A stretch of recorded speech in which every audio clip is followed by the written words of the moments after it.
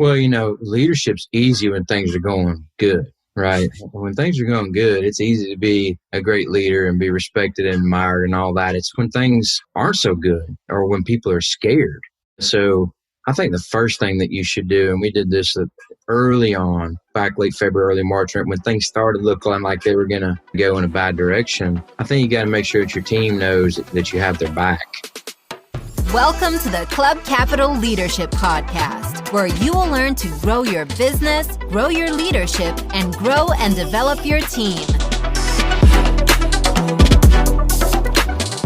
And now tune in to another great episode brought to you by your hosts, Bradley Hamner and Chris Ferretti.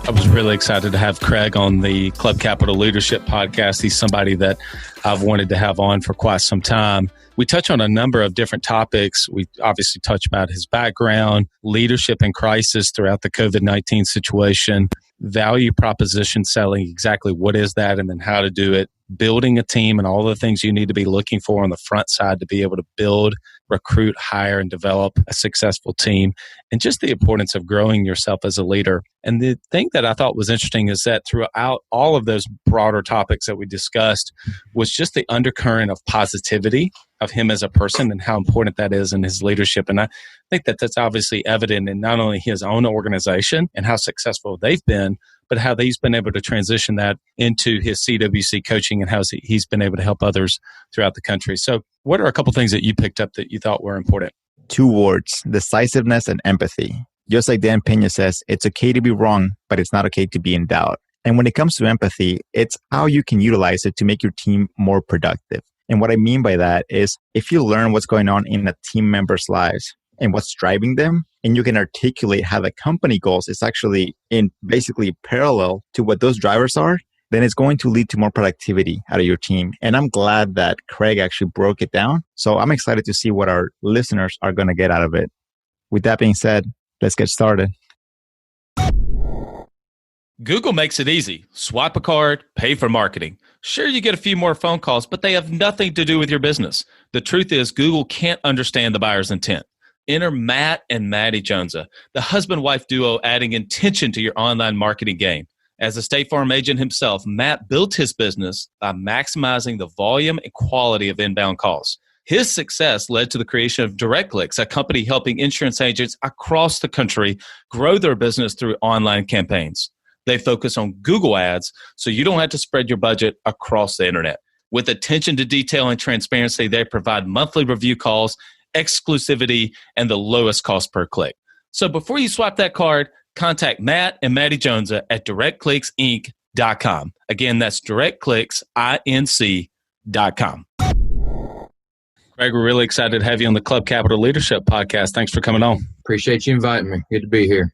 So for people that don't know you, obviously I know in the Allstate community, with everything you've been doing with your agencies and with CWC. But for those that don't know you, can you give a little bit about your background and how you got to where you are, being a mega agency within Allstate? Can you just give a little bit of background about it? I started from scratch back in 1996. Not an educated guy or anything like that. As a matter of fact, I barely graduated high school. And I started college, but as soon as I found out you could leave whenever you wanted and they wouldn't call your mom and your daddy, that was pretty much end of college for me. So I don't have a college education. I just had a relentless desire to be successful. So I tested for Allstate a couple times and scored low potential both times. So I really had to fight and claw to get a contract, and finally got one. Got a guy in Birmingham to either I just tied his time up where he just had to say yes, or I sold him. I'm not sure which one it was, but I got the deal and got an opportunity and really started off really poorly. It was during a time when Hurricane Andrew just come through the Southeast. So our state plan in Alabama was 1.8 cars a month and 0.9 homes a month is what they expected per agency. So it was a really difficult time. I had to really sell a lot of life insurance to stay afloat. But about 5 or 6 years in, I started figuring some things out, started having some success. And then in 2008, my youngest son was diagnosed with cystic fibrosis. And that really changed the way I looked at life and people and leadership and that type of thing. And that's when things really took off. Things really got good. And luckily, later that year, we found out he was misdiagnosed. He didn't have cystic fibrosis. He just had symptoms of that. So it's been a very interesting journey, to say the least.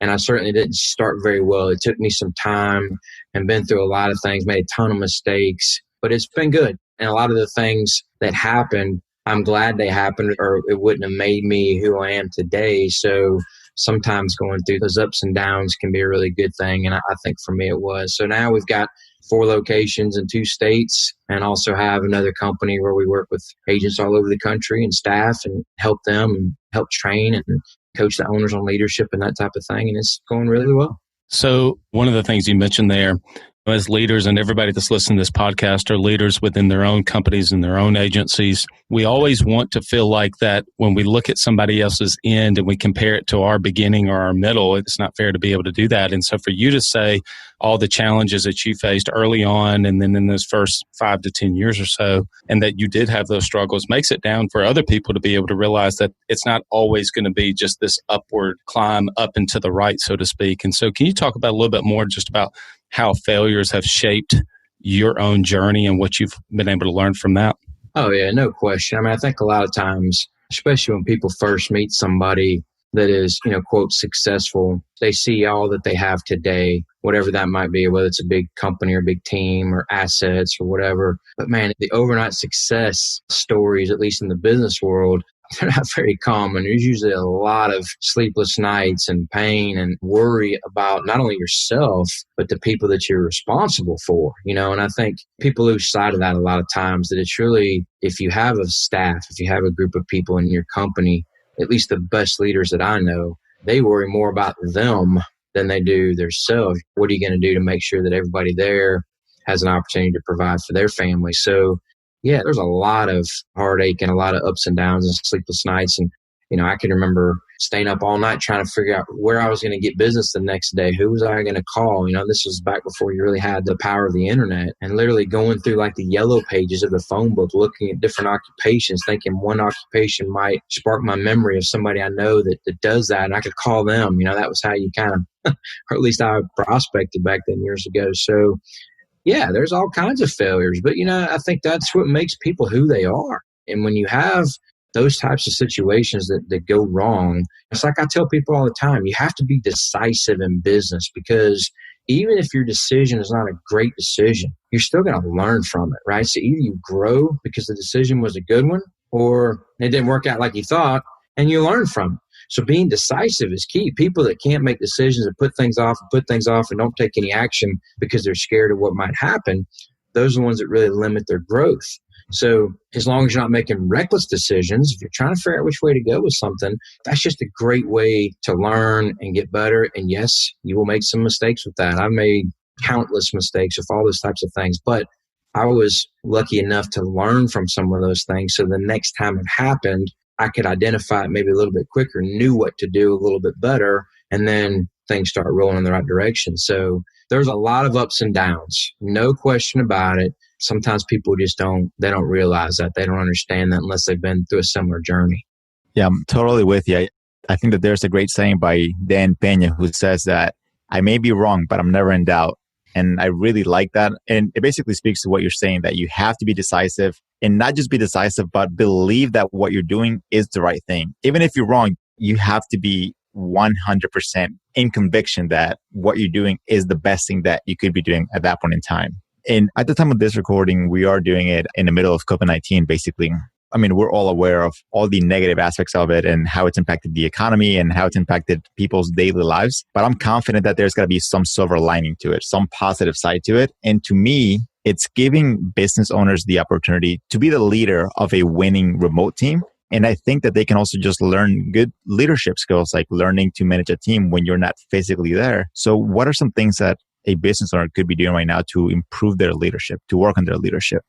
Well, leadership's easy when things are going good, right? When things are going good, it's easy to be a great leader and be respected and admired and all that. It's when things aren't so good or when people are scared. So I think the first thing that you should do, and we did this early on, back late February, early March, when things started looking like they were going to go in a bad direction, I think you got to make sure that your team knows that you have their back. And we actually called a meeting and told all of them, look, you don't worry about your job. We'll figure this out together, whatever that situation may be. For some people, depending on the business and what kind of business they're in and the assets that they have and the cash and everything, they may not be able to have that kind of reassurance. But I think you have to do something to make sure that your team knows that you have your back. I literally told them, look, don't worry about your job. Your job is going to be here. We're going to get through this one way or the other. And we did end up having to send a lot of people home remotely. And a lot of those people work with folks face to face and really didn't have a lot to contribute, but we still kept things going. And I think when things go bad, it's kind of like when you're on an airplane, you hit a little turbulence. And everybody looks at the flight attendant. The flight attendant's all freaked out, then they probably get a little freaked out. If she's all calm, reading a little magazine, kind of kicked back in her chair, nobody thinks anything about the turbulence. So I think a leader, you got to do the same thing. You got to be calm. You got to focus on what you can control, and you got to communicate. You got to talk to your people and make sure they understand what's going on and really reassure them that things are headed in the positive direction based off what you can do. And I think good leaders, they should do that all the time, not just when things get bad, but that's where people really show their skills and their ability to lead, and for people, if they're following them or not. Because if things get rough, when things get rough, that's when you either shine or you let your team down. So for us, it was just a matter of reassurance. It was a matter of communication, constant communication. Obviously, we'd already had a lot of experience with Zoom calls and that type of thing, but we even did more of those, did more check-ins with people as a group, individually, and just did as much as we could. And now pretty much everybody's back working in the office now.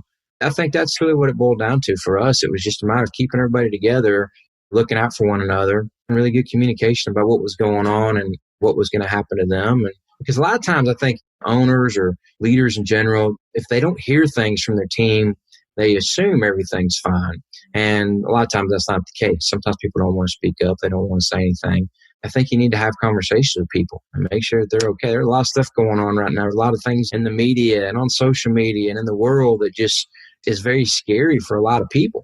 And sometimes owners, they dismiss a little bit of it because maybe they're in a pretty good situation financially, whatever it might be. And then sometimes their team are not. And I need to talk with them about that and try to help them work through those things. I always try to help my people get whatever they want. If I help them get what they want, whether it's peace of mind, assets, certain goals, if I can help them get what they want, then I almost always get what I want.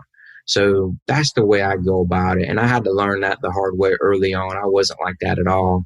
I was more of a intimidation, fear kind of manager, wasn't a leader at all. And when I started to truly show other people that I cared and help them get the things that they wanted, that's when things really took off. So now, in this moment in time for us, it really wasn't that difficult, to be honest with you, because we have a good culture, we have a good team, people respect one another. We're already in a pretty good spot. So for us, it really wasn't that big of a deal. You just said so much, and it's all very valuable. Number one, truly being a leader and not being somebody who just says, hey, do X, Y, or Z, or you're fired. And I think that many times when you're in the world of sales, that's something that you hear very often. So it's good to hear from a successful leader that that's not a model that you should follow. That's not good leadership. Another thing that I wanted to touch on is simply the fact that business owners now have the confidence of basically knowing that they can take their business and be location independent because of the fact that they're being forced to either learn this skill of being able to manage a remote team or basically like you're out of business. So that's been, to me, another positive aspect of this situation. What do you think, Brad? Yeah, I mean, obviously, some people have been more familiar with having remote teams. Other people have not been familiar with working remotely and leading remotely. So I think it's kind of a mixed bag. I mean, honestly, I think that there's a lot of similarities to what we're facing right now in crisis of leadership. And Craig, I'd love for you to kind of touch on this.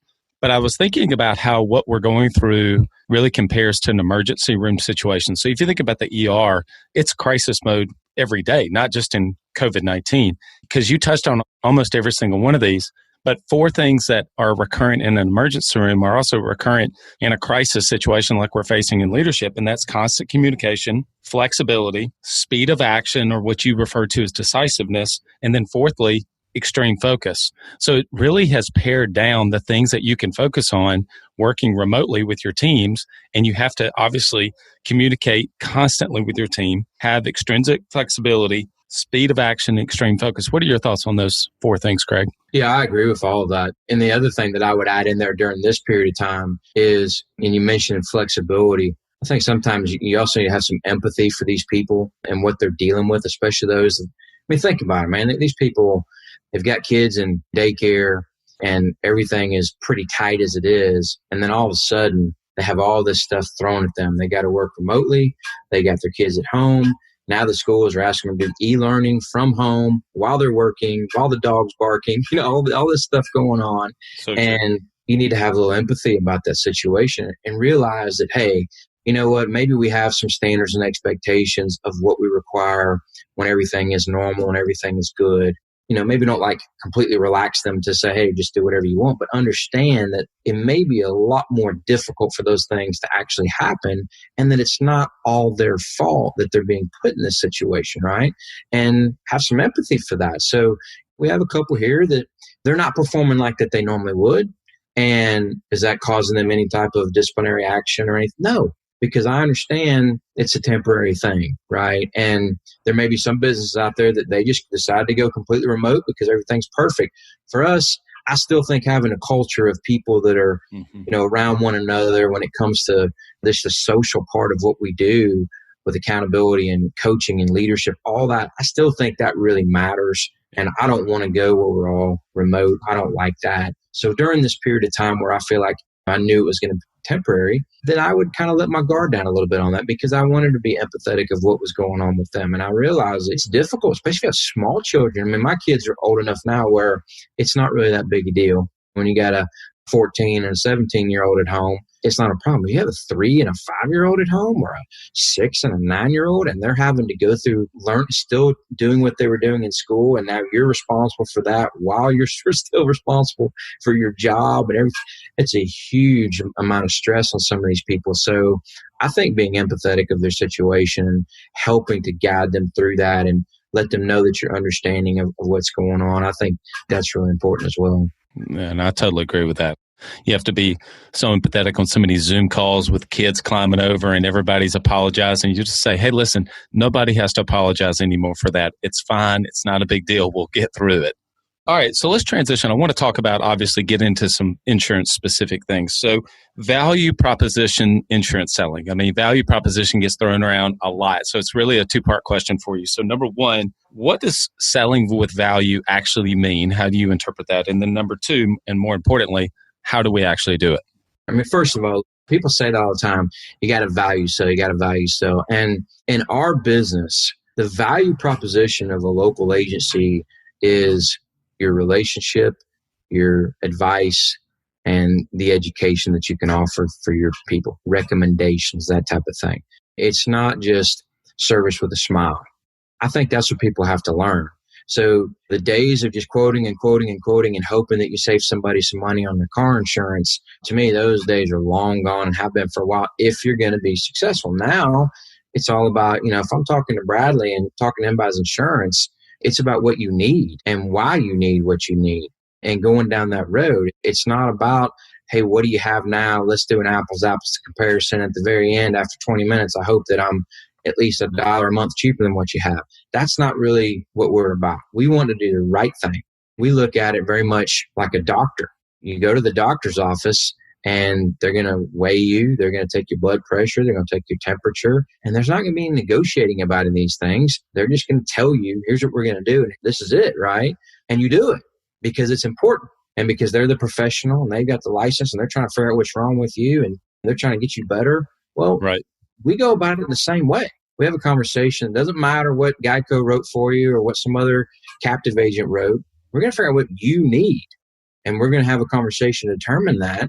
And then at the end, it is what it is. The price is what it is. And hopefully you just go up front and pay the bill just like you would at the doctor's office. Now, not everybody's going to go along with that. And that's okay. There's a lot of direct shoppers out there that if you don't save any money, they're just not going to change. And that's okay. But there's a lot of people that still value the advice of a local agent and want that relationship and need and understand what you're talking about once you explain that to them. See, most customers, insurance customers, the only thing they know about their insurance is how much they pay, how much they stroke that check for every month. They don't know what liability or uninsured motorist or any of these other coverages are. So what we have to do is we have to stop and explain that to them in a way that's not salesy, that's more of a advisory type role, just like a doctor would when he's explaining to you what's wrong with you, how he's going to treat it, what medications he's going to prescribe. We do all of that way, and we don't do it in 15 minutes or less, right? And we don't allow the customer to control the conversation. Could you imagine walking into a doctor's office and saying, I was on WebMD last night, man. I already know what's wrong with me, and here's what we're going to do, and here's what you're going to prescribe, and I got to be out of here in 15 minutes. They would laugh you out of there. So why do we allow that to happen in our agencies? Why do we let customers tell us what they're going to need and rush through that? If that's the way they're going to be, this just may not be a good fit for them, right? So there's a process to that. I know you asked me how we do that. It's a process that we go through with our people, that takes 30 to 45-minute conversation, to be honest with you. But when we finish up, when we're hired, not if we're hired, most of the time we're going to be hired. Now we have reasons to be hired. Now there's something that we can talk about where it makes sense for them to come with us, and anybody can do that. So I think if you're an agency that's quoting apples to apples, if you're an agency that's always talking about price, we can't control the price. Why would you talk about something that's going to be a huge disadvantage the vast majority of the time, right? Mm-hmm. Let's focus on what we can control.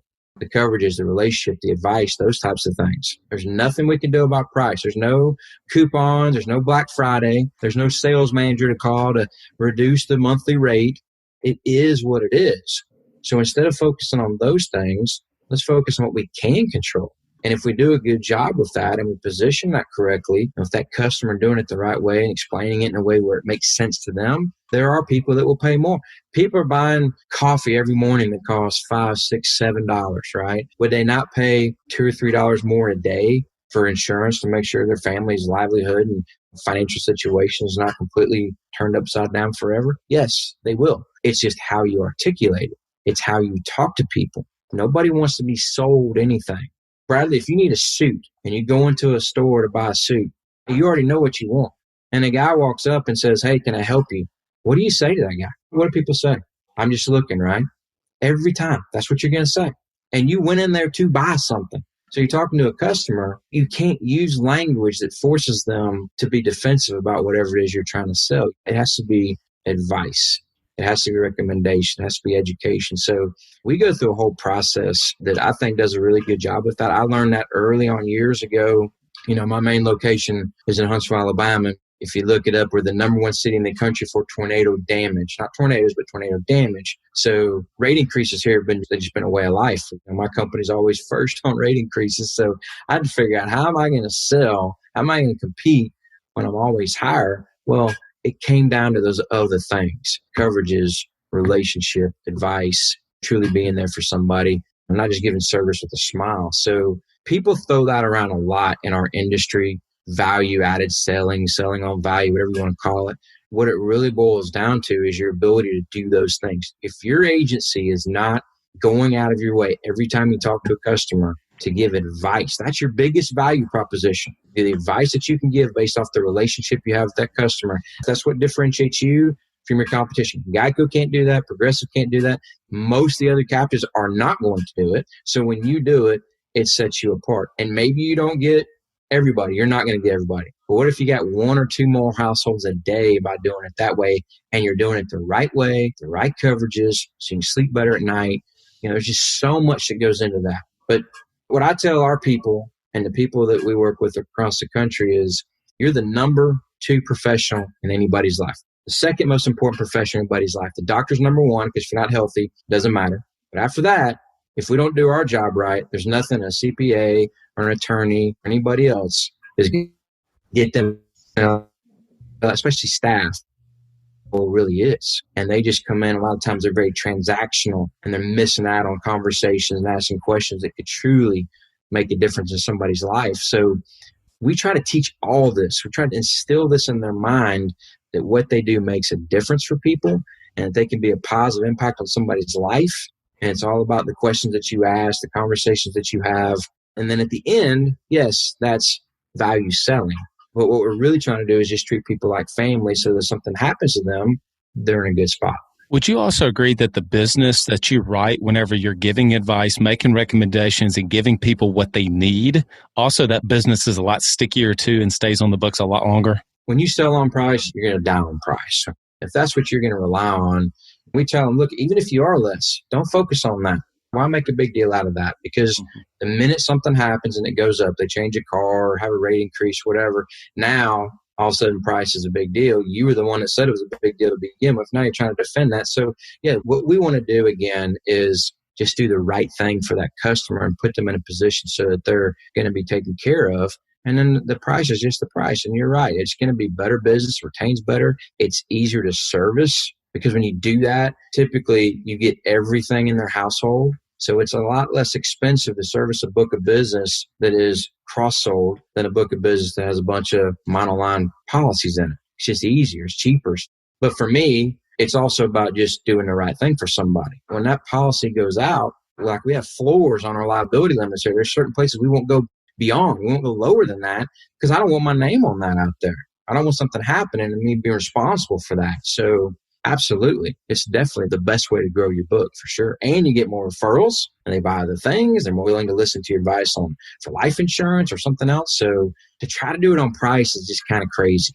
Yeah, it's basically the difference between being a clerk and being an actual risk advisor, a professional. Like when I was listening to you talk about the comparison with the doctor, it sounds to me like some self-talk has to happen with the business owner within the agent himself. Basically becoming empowered and confident enough to make the recommendations that the customer needs, despite the customer coming in and saying, hey, I want a quote on this car right now. Give it to me in 15 minutes. It's having a process and a mental image of how you want to come across to them. That to me is huge. And I think more agents should take advantage of the advice that you're giving right now. Before I got on this call, I was on another call with one of our members, one of our coaching members, and that's what a couple of his staff are dealing with is the lack of confidence. You know, a lot of times that's why they can't be assumptive during the entire process. Like when you go to the doctor's office, they're all very assumptive of what they do because they know what they're talking about, right? And there's not going to be any negotiation about any of this stuff because they know they're the expert. Well, that's what needs to happen in the agency, whether it's the owner or the staff. You have to understand that you're the expert. You're the one who has the license. You're the one who knows what you're talking about. And to allow someone else to control that conversation, that's not a good spot to be in.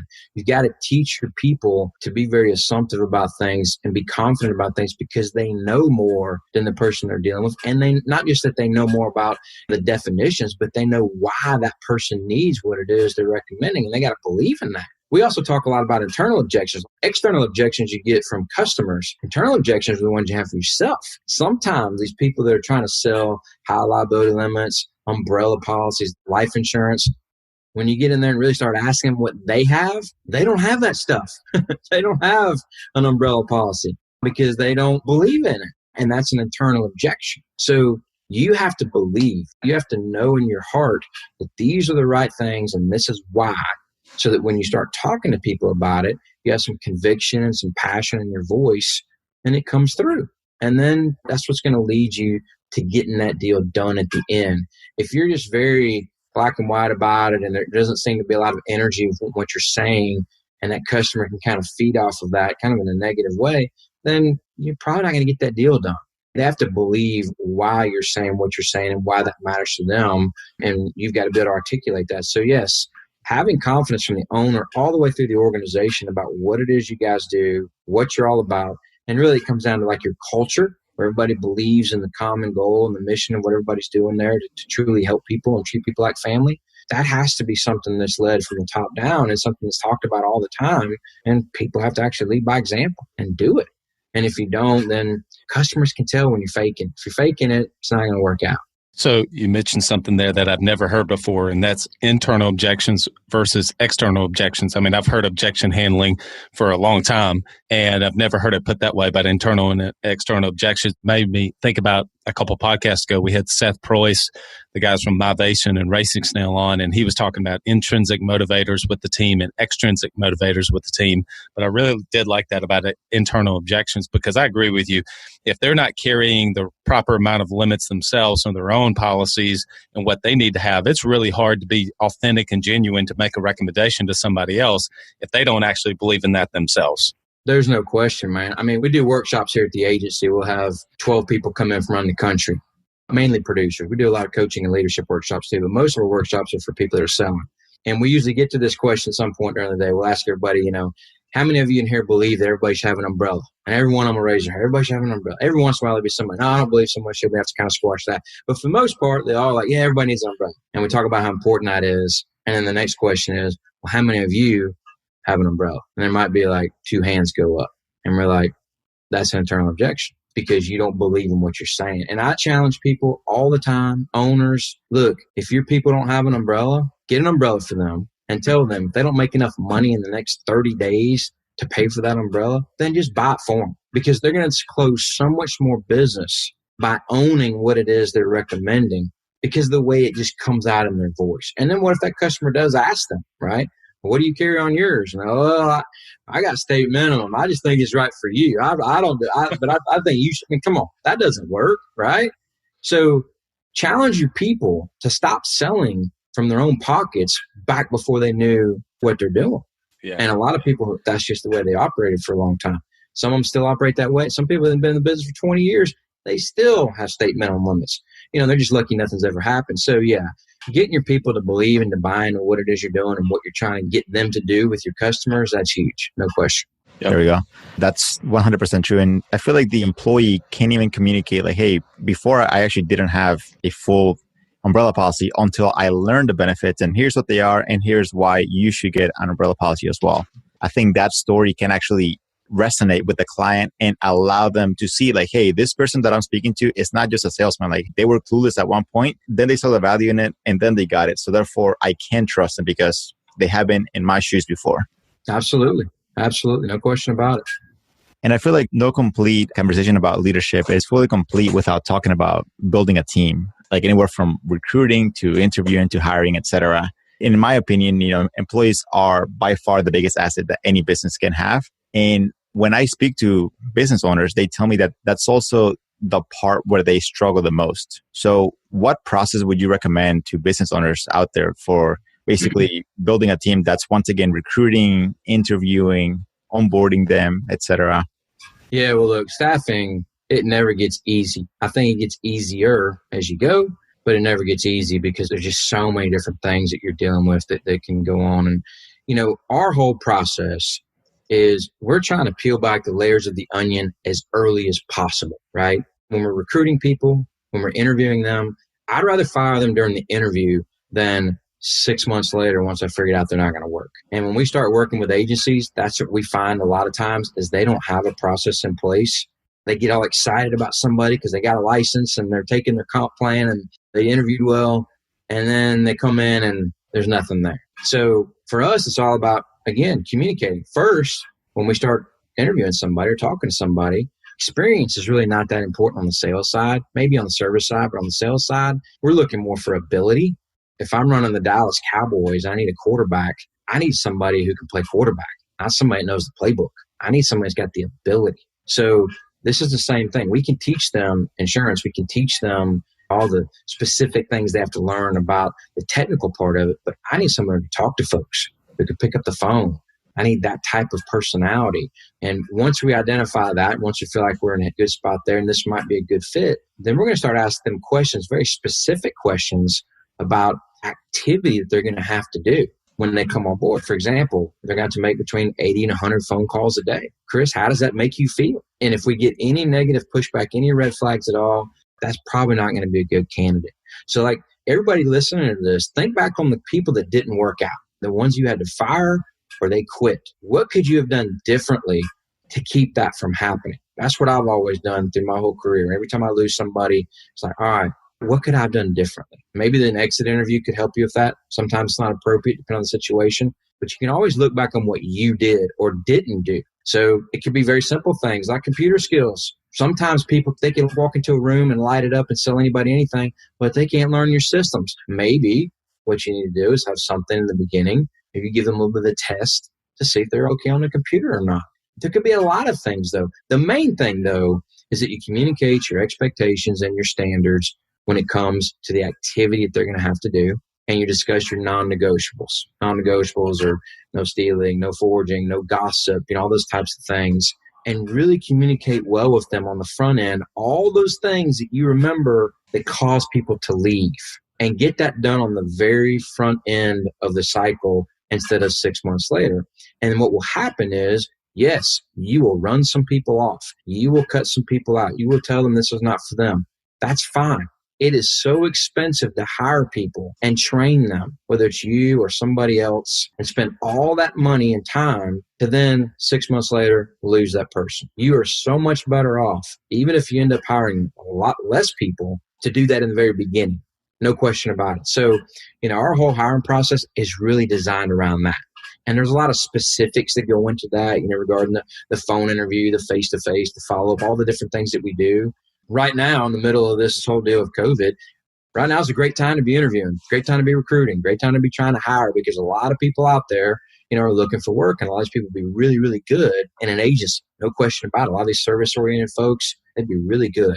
But just kind of as a nutshell, we look for ability, not experience. We always require them to get a license before they come on board. And we're going to be very clear and communicate our expectations and our standards, not just of the production, but of the activity levels that are required to lead to production. Because when you start holding them accountable, you better have gone over what it was you're holding them accountable for before they started. Otherwise, it's going to be a surprise. You're not going to be on the same page. And now you can't unring that bell and you have a problem. So the more that you do on the front end, the more likely that person is to be successful and end up being a good hire for you. All right. So you mentioned a lot of things there that I got to touch on because I think it's so important. There's one statement that you made that a lot of people may pass by, but to me, I think it's crucial. The fact that when you've lost somebody, whether you've had to let them go or they left on their own accord, and you would follow up and say, what could I have done differently and what can I learn from that situation? As opposed to what I see. In fact, I was just on a call right before this podcast myself with someone who constantly points the blame at the other person who left. It was their fault. I didn't do anything wrong. They were an underperformer, et cetera. You've learned from it and you've continued to improve along the way versus trying to make an excuse and just point it to the team member who didn't work out and not thinking, well, what could I have done differently in the interview process? How could I have seen what I see now in the interview process? So I loved your analogy of peeling back the onion as quickly as possible so that 6 months down the road. And the second thing is the cost of turnover is way more than what people actually think that it is. There's no question about it, man. What happens is, especially smaller agency that maybe only has one or two people in there and they get no buy and they got to have somebody. And I've been there. I know what it's like. And you get so excited about somebody who might be a good fit. And you go home and you tell your wife, man, I had this great interview today and she's going to be awesome. And then you didn't take the steps necessary to make sure that they were awesome, and you make a bad hire. And then you got to deal with that and live with that and pay all the money out. And look, you're right. At the end of it, whatever happens, you got to own it, right? Owners need to start owning their decisions. Everybody is where they are because of the choices and decisions they made, not somebody else. It's not the president, the economy, your peers, your carrier. It is you. Whatever you do will put you in a position to be successful or not successful. So when you're making hires and somebody doesn't work out, you need to own that process. Yes, every once in a while, maybe somebody will slip through. But the vast majority of the time, it was because you did not do a good job with hiring them. Plain and simple. And most of the time, it comes down to expectations and standards. You don't talk enough about what you need that person to do specifically to get them on board and be successful in that job. And then they just come on and they're like, well, I'm just going to do the best I can. Look, people are wired to get by. That's just the human instinct, the animal instinct in everybody. Whatever you do today, if there's no negative consequence to that and it got you through the day, chances are you're going to do the exact same thing tomorrow and again and again and again. Before you know it, now you got a pattern, there's a habit. And then going in there as an owner trying to break that habit, I mean, think how hard it is to change yourself, and you're the owner, and you're going to try to ask a staff person to change what they've been doing. That doesn't work. So you got to start them off on the right foot. You got to communicate expectations of what it is specifically they have to do. Have weekly goals the first month, then a second, a third month goal that they have to meet. We like to have a sense of urgency. Let's get rolling. It doesn't take 90 days to get somebody up to speed. You should know in the first week or not whether or not this person's going to work out. And if you handle that interview correctly and you start the onboarding process correctly, you follow with some accountability and some coaching and some training, you can get people rolling really quickly. But you got to own all this stuff. Anybody listening to this that's an owner, you got to own what you do. Take responsibility for all of it. Give credit when things go well to other people. Extreme ownership. But when things go bad, man, you have to own that. And everybody around you needs to know that you're owning that and you're not blaming anybody else. You're pointing that finger at yourself that, hey, I failed at this. I'm going to learn from this and get better the next time. And that will help you with everything that you do. I see that you got a nice deer behind your left shoulder there. Do you also go duck hunting? I don't duck hunt. I've hunted just about I hunt deer and turkey mainly, and I've been invited a few times, but duck season always interferes with deer season, so I just haven't been. But I'd love to go. All right. Well, I'll come pick you up. I'll take you to Arkansas one day, okay? I got some buddies that go out there, and I would like to do that. I would. You'd love it. Well, the reason I bring that up is because I used the analogy recently about some of the best duck hunts I've ever been on is the ones when we went out and we said, listen, specifically, we're hunting pintails and or canvasback or greenhead. That's all we're shooting. We're not going to just shoot anything that's in the air. We really know what we're going after. We know specifically what we're looking for. And so there'll be ducks landing right in front of us, but they're not what we're looking for.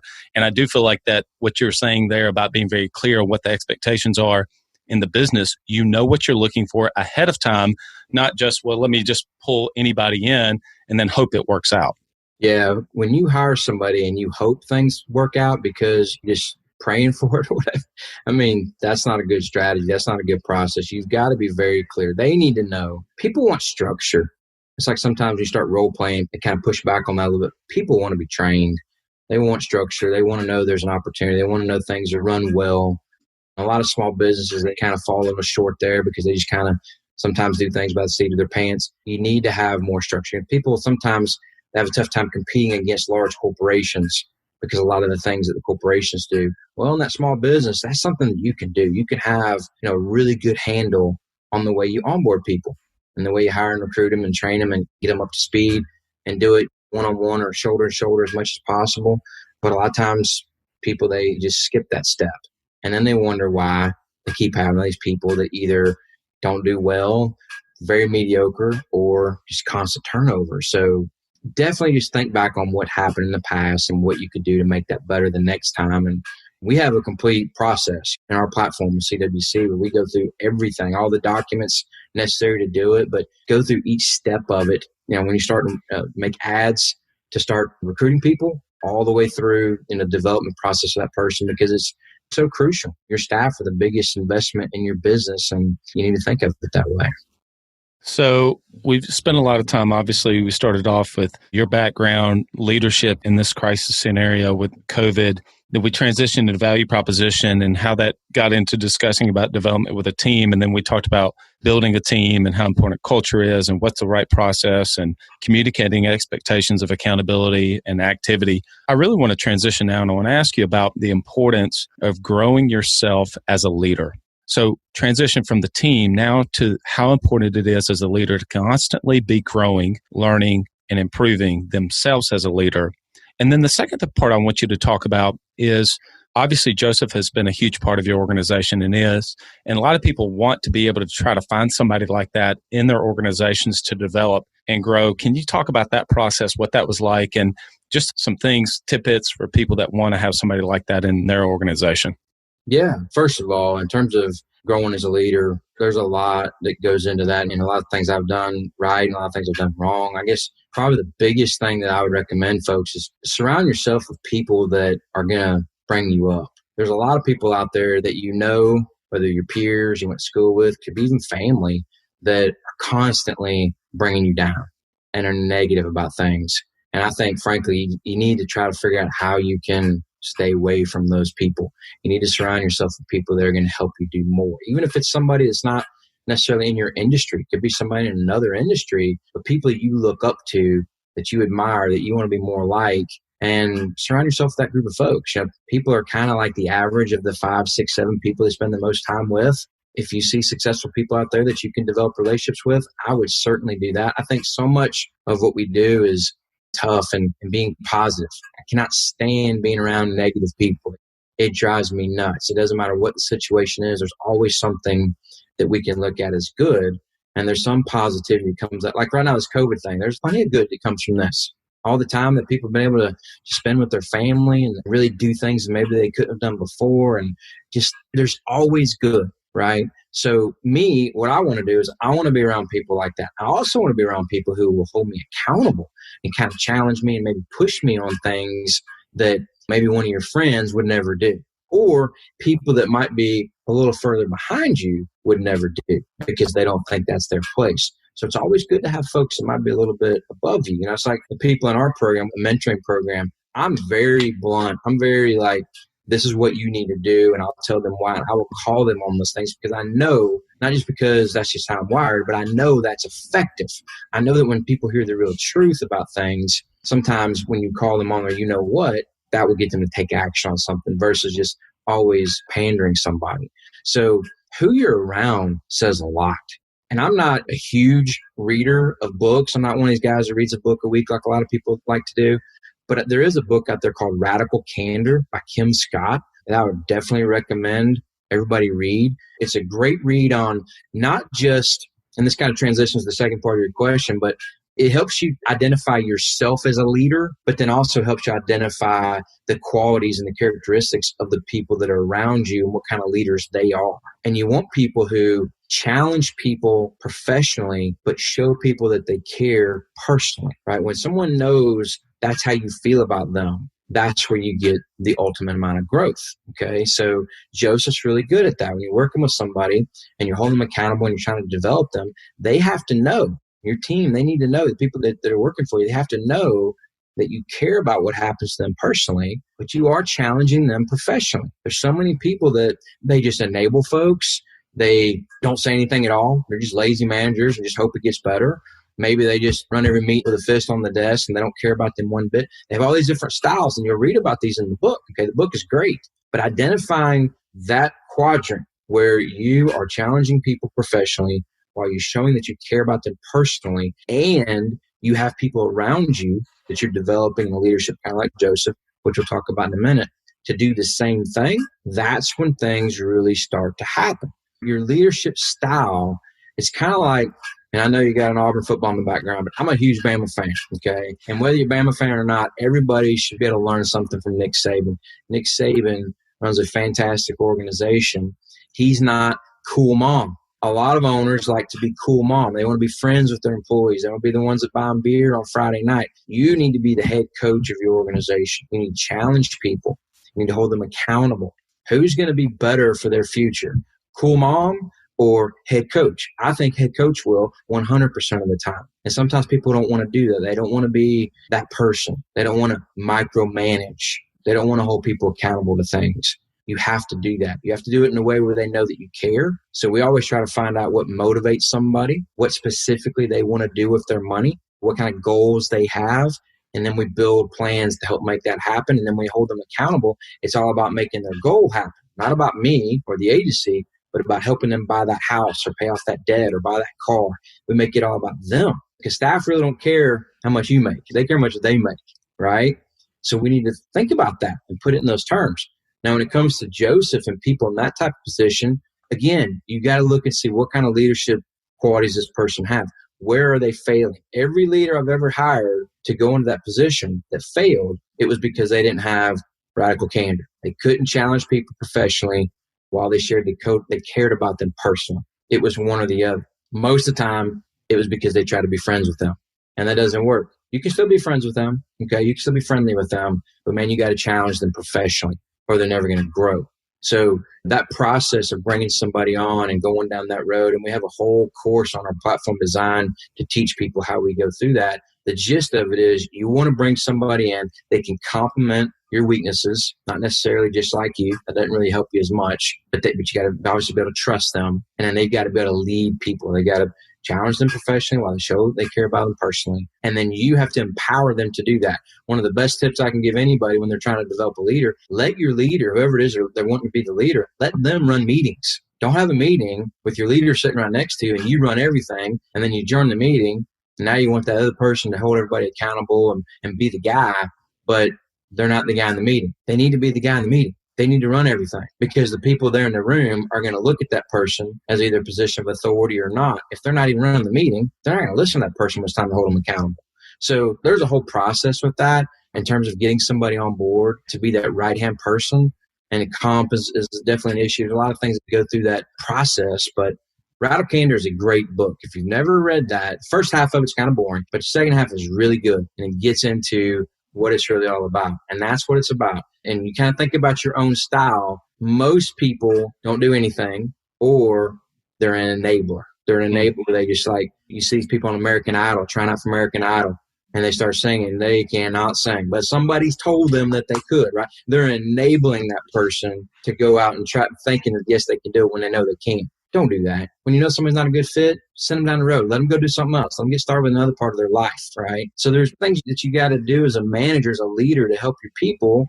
And that book it does a really good job of going through all those different things. Yeah, that is a fantastic book. It's one I've recommended a lot. And so for people that haven't read it, we're going to actually put a link in the show notes to this book. But whenever she's talking about caring personally and challenging directly, and whenever there's the best combination of both of those, that's what she refers to as radical candor. But if you care personally, but you don't challenge directly, she refers to that as ruinous empathy. But if you don't care for the person and you don't challenge them, she refers to that as manipulative insincerity. Yep. Manipulative insincerity. And then if you challenge people directly, but you don't show that you care personally, that's obnoxious aggression. And so just even that matrix right there that boils it down, to me, was impactful. I love that book. I read it about a year ago and I've recommended it a lot. So I totally agree with you. And it's interesting that you bring that up about how trying to find somebody in that position that Joseph's in has to be able to have that radical candor. I thought that was a really interesting way that you put that. Again, and people that are listening to this, if you think back on leaders that you've tried to hire that have failed, I guarantee you the reason they have failed, when you get right down to it, is because they did not fit in that quadrant. They were in one of those other quadrants, and that doesn't work. You can't get people to do more when they don't know that you care and when you're not challenging them professionally. They just won't. All right. And this has been awesome. I hope that we can have you back on in the future, but we ready to transition into some rapid fire? Sure. All right, last book you read. Leadership by John Maxwell. What book would you recommend the most to others? The one we just talked about. Anytime we do a workshop, I actually draw the matrix that Bradley's talking about, and we spent about 15 minutes on that. That is a must read. That and Rocket Fuel. Rocket Fuel will be another really good one. Rocket Fuel is a good one too. Who is someone that you follow that motivates and inspires you? Man, there's a bunch of people. Outside the industry, probably my dad is number one. That's kind of an easy one, I guess. Inside the industry, there's a guy named Jeff Baird that I think a lot of y'all don't know who he is, but he's somebody in our industry that I admire the way he does things. Sometimes I learn from people who they may not necessarily be as big, they have as many locations, but there's things that they do that inspire me to do things a little bit better. Another one is Greg Blanchard. Greg Blanchard's a guy that his book is probably about a third the size of mine, but he has an amazing circle of people that he can influence, and I learn a lot from him by the way he goes about doing that. Now, you've traveled the country speaking and doing trainings all over the place. What's your favorite place to travel to? Vegas, baby. That's my favorite place for sure. It's closed down right now, but it's definitely the best. All right, so when we can open it back up, where's one place you would love to travel to that you haven't been to? Oh, that I haven't been to? That's a really good question, because me and my wife were talking about this the other day. I mean, I've been traveling so long, been just about everywhere I'd want. I guess the one place we've never been to I'd like to go to is the Grand Canyon. We've never been there. When you're in coaching and teaching, what do you love to do in your free time? I like to hunt and I like to fish. Matter of fact, as soon as we leave here, I'm taking my son on a senior trip. We're going fishing for 3 days. All right. So favorite hunting story or hunting memory? Probably my favorite one, and this happened last year. You know, I have a farm in Tennessee, and around Christmas time, I offered up an opportunity for a kid that had never killed a deer before to come and hunt on my farm. And his dad, who was in the military, had been in Afghanistan and been shot in Afghanistan. He brought his son, who had autism, who had a really difficult time where they hunted back home just because of the way it was set up. And they came to my farm and he killed his first deer that afternoon, and we got it all on video and everything. That was really cool. I mean, I've had some amazing memories of my kids, but that one, just the circumstances involved and all of that, that was really a neat deal. What has to happen in a day for you to call it a good day? What has to happen in a day for me to call it a good day? Right. And I'm a pretty positive guy, so as long as I wake up, it's a good day, man. We're going to have a good day. As long as my family is healthy, I can find something to make that a good day. No question about it. What's the legacy you hope to leave behind, and what's next for Craig Wiggins? I want to be a positive impact on people. I want them to think about ways where they can help other people get the things that they want, where they can help other people develop. That's really what I want to try to do. That's what we've been doing for several years now. I mean, the agency has accomplished. I got All-State Hall of Fame this year, so I've won just about every award that I could win within the company. And it still drives me to work with my team to see them get better and get them, the things that they want. But now it's just so much about just trying to help other folks. I mean, there's so many people that are struggling in our business that if they just had better information, if they know a little bit more about this or that, they could do so much better. So that's what we're trying to do now. Craig, you've been an awesome guest. If people want to know more about you and CWC coaching, what's the best way for them to be able to get in touch with you? Our website is just craigwigginscoaching.com.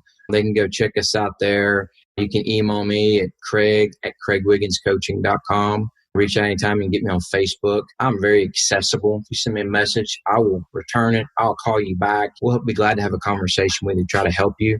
But any of those resources, the website has a lot of stuff on there.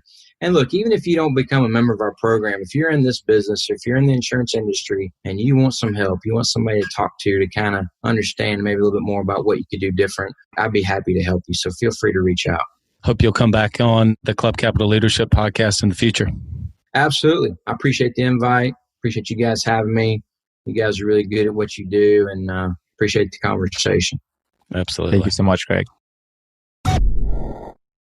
Bradley, what a great episode that was. Did you notice how with everything we talked about, he's got a process for it and he doesn't deviate from it? One prime example of this is when he talked about hiring and how he's got a system from interviewing to recruiting to onboarding, etc., and how that helps him run a more successful agency. What did you get from it? I totally agree with that. A few things that really popped up is, I mentioned this on the podcast, but internal objections. I never really heard the distinguishing part between internal and external objections. Secondly, I just thought it was important, the fact that he looks at internally. He looks inward whenever someone doesn't work out to say, hey, what could I have done differently with that person or maybe in the interview process? Number 3, communicating your standards and your non-negotiables on the front side and what those are, which means you've got to be clear with what those are yourself. He talked about radical candor quite a bit. We do recommend that book as a fantastic book. And it's really the intersection between caring personally and challenging directly. So it was great having him on. Obviously, you can tell why he's been successful, not only in his own insurance agency, but with Craig Wiggins Coaching. So we hope to be able to have him on. Hey, we want to give a shout out to our friends at Direct Clicks. If you're interested looking at being able to get more inbound leads for your insurance agency, give Matt and Maddie Jones a call or visit their website at directclicksinc.com. Again, that's directclicksinc.com. Chris, until next time, lead well. And stay classy.